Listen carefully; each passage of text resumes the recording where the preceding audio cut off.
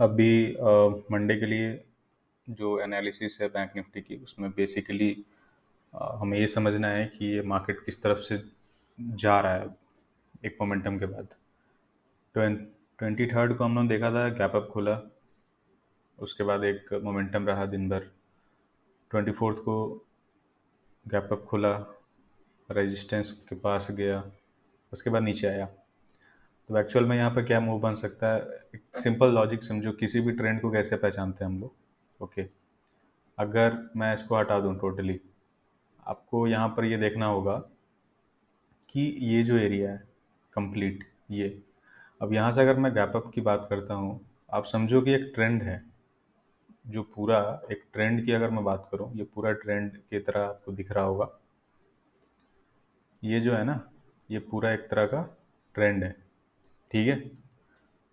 ये टोटली एक ट्रेंड के टाइप का है। अब हुआ क्या है कि ट्रेंड होने के बाद क्या है ना, हम लोग जैसे बेसिकली जो थियोरेटिकल कंसेप्ट जानते हैं, ये पोल है, फ्लैग, तो ये फ्लैग की तरह भी काम कर रहा है, ठीक है।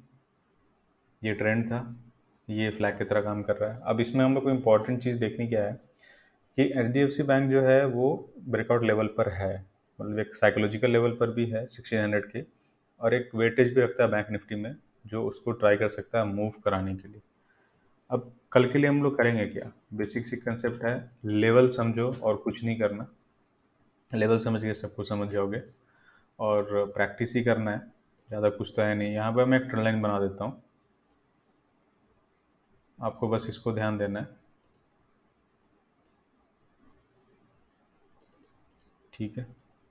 ये एक ट्रेंड लाइन है। अब एक्चुअल में क्या है कि अगर इस ट्रेंड लाइन के बीच में कहीं पर भी खुले, तो आपको थोड़ा कॉशियस रहना है ट्रेडिंग के लिए, क्योंकि वोलेटिलिटी ऊपर नीचे स्पाइक लगाएगा और आप फिर फंस जाओगे अगर आप ऑप्शन बाइंग करते हो तो।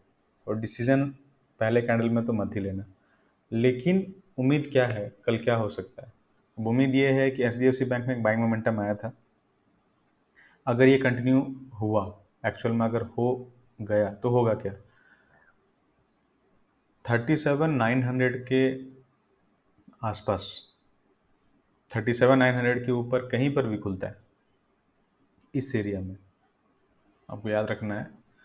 37,900 से 37,950 के बीच में अगर कहीं पर भी खुलता है, आपको इमीडिएट बाइंग करनी होगी अगर आप स्कैल्पिंग करते हो इस लेवल के लिए, आराम से। जो यहाँ से जिसने एक रिजेक्शन लिया ना 38,150 के लिए, जो आप आराम से बाइंग कर सकते हो, क्योंकि बहुत अच्छा मोमेंटम ये ऊपर ट्राई करेगा स्पाइक लगाने का, ठीक है, अगर आप स्कैल्पिंग करते हो तो। अगर आपको अगर लॉन्ग ट्रेड लेना है, तो आपके लिए बेटर ऑप्शन क्या है, ये स्पाइक लगाएगा, आप यहाँ पे वेट करो कि ये वापस रिजेक्शन लेके नीचे आ रहा है क्या। अगर ये रिजेक्शन लेके नीचे आ रहा होगा, मान लो कि इसने यहाँ तक स्पाइक लगाया, और अगर यहाँ से ये वापस आने लगा, ठीक है, और ये प्राइस एक्शन बना के फिर अगर नीचे आता है, तो आपके लिए यहाँ पे ट्रेड बन जाता है शॉर्ट केयर, इस जगह पे इसको अगर ब्रेक करता है तो। और वापस आपको लेवल्स पता है, 37,700 एक इंपॉर्टेंट सपोर्ट लेवल है, तो यहाँ तक ही ट्राई कर सकता है ऊपर आने का। लेकिन दूसरी पॉसिबिलिटी, अगर ये यहाँ पर गया और उसके बाद अगर इसने यहाँ पर रेंज बनाया, ठीक है, अगर 5-10 मिनट इसने यहाँ पर वेट करके फिर इसको अगर 38,200 को ब्रेक करा, तो आपको आराम से मूवमेंट मिल जाएगी ऊपर की तरफ, ठीक है। और हो सकता है कि कल आपको 38,500 भी देखने में मिल जाए। मिनिमम टारगेट आप रख सकते हो 38,350-400 का, ये हम लोग ऐसे मान के चल सकते हैं। लेकिन अगर आपको स्टॉप लॉस ट्रेल करते जाना है, तो 38,500 कोई दूर नहीं है बैंक निफ्टी के लिए, क्योंकि मोमेंटम बिल्डअप हो सकता है। और अगर एच डी एफ सी आई सी आई सी भी चल गए दोनों, तो लोग लेके जा सकते हैं ऊपर, ठीक है। ये बेसिक से कंसेप्ट, ज़्यादा कुछ इसमें और कुछ नहीं है इसमें जानने के लिए। आपको ज़्यादा इसमें दिमाग नहीं लगाना है कि कल कैसे कर सकते हैं, क्या कर सकते हैं। बस आपको एक चीज़ याद ध्यान रखना है, आपको विक्स को देखते रहना है। विक्स अगर साइडवेज हो या फिर डाउन ट्रेंड में हो, तो ऑप्शन बाइंग अवॉइड करो। अगर आप ट्रेंड में जा रहा हो, तो ही ऑप्शन बाइंग करना। वो इसलिए मैं प्रीफर कर रहा हूँ या फिर एडवाइस देता हूँ, ताकि लोगों के एसएल जल्दी हिट ना हो, और वो जो प्रीमियम बहुत जल्दी जल्दी गिरता है उसमें लोग फंसे ना, क्योंकि लोग बड़े क्वांटिटी में इंटर तो कर जाते हैं, उनका एवरेज प्राइस अब सही नहीं बैठता। और दूसरी चीज़ क्या है कि अगर आपको अब बाइंग भी करनी है तो बहुत सारे लोग क्या करते हैं ना, मार्केट ऑर्डर पे बाइंग करते हैं, लेकिन स्पाइक के कारण क्या होता है कि आपका एवरेज हो सकता है ऊपर नीचे हो जाए। इसकी वजह से आपको करना क्या है, अगर आप कोशिश करो, अगर आप लिमिट ऑर्डर लगा के बाइंग करो तो ज़्यादा बेटर रहेगा।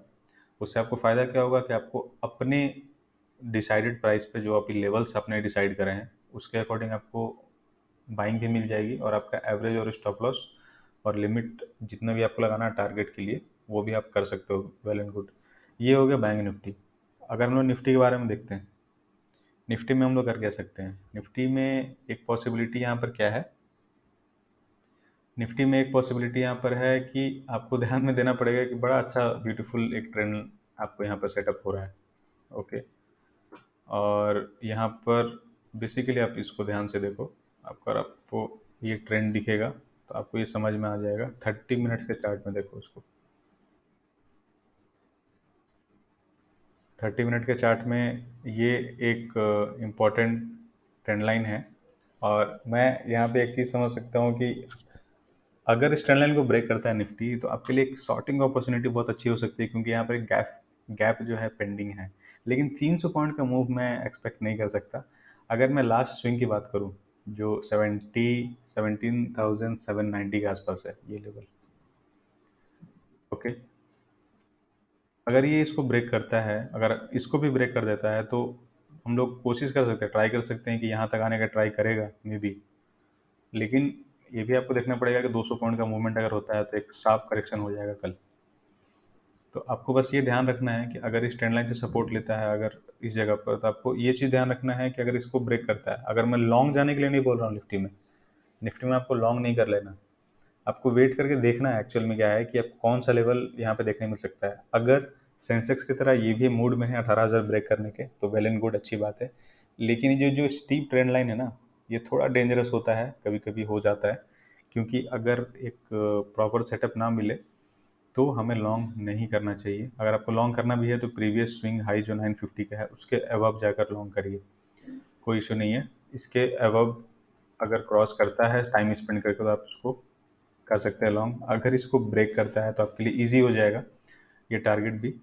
और यहाँ से अगर आप यहाँ तक भी मेजर करते हो, देखो ये लगभग 1.3%, 200 पॉइंट्स, उतना एक्सपेक्ट नहीं कर रहा हूँ, हो सकता है बीच में कहीं आपको सपोर्ट मिल जाए। 790 का भी एक सपोर्ट है, 800 का एक साइकोलॉजिकल लेवल समझो, उसको अगर ब्रेक करता है तो आप 750 तक जाओ या फिर 700 तक जाओ, वो ठीक है रेंज। लेकिन आप ट्रेल करते रहोगे तो आपको प्रॉफिट्स आपके नहीं जाएंगे कहीं। बस इन चीज़ों का ध्यान रखो। ओके। सो बैंक निफ्टी में भी मैंने लेवल्स बता दिए, आपको बस ध्यान रखना है इस फ्लैग का अगर ब्रेकआउट है, अगर इसके जस्ट ऊपर खुलता है 37,900 750 के बीच में, तो एक स्वीप स्मूथली मूव एक पहले कैंडल में आपको मिल जाएगा स्ट्रॉन्ग। अगर इसके नीचे कहीं खुलता है तो फिर से वॉलेटाइल है, आपको अवॉइड करना पड़ेगा। लेकिन अगर टाइम स्पेंड करने के बाद अगर ब्रेक करता है तो नीचे का मूव भी आपको मिल सकता है इस ट्राइंगल के लिए इस जगह पर, और ये गैप यहाँ पर है तो हो सकता है कि इसको फिलअप करने के लिए भी नीचे आए। ठीक है। तो अभी ज़्यादा आपको बुलिश साइड में ही रहना है बैंक निफ्टी में एज पर सेटअप। ग्लोबल मार्केट के सिनेरियो कुछ भी हो सकते हैं। सो ट्रेड करते रहिए लेवल्स टू लेवल्स और जुड़े रहिए। Thank you.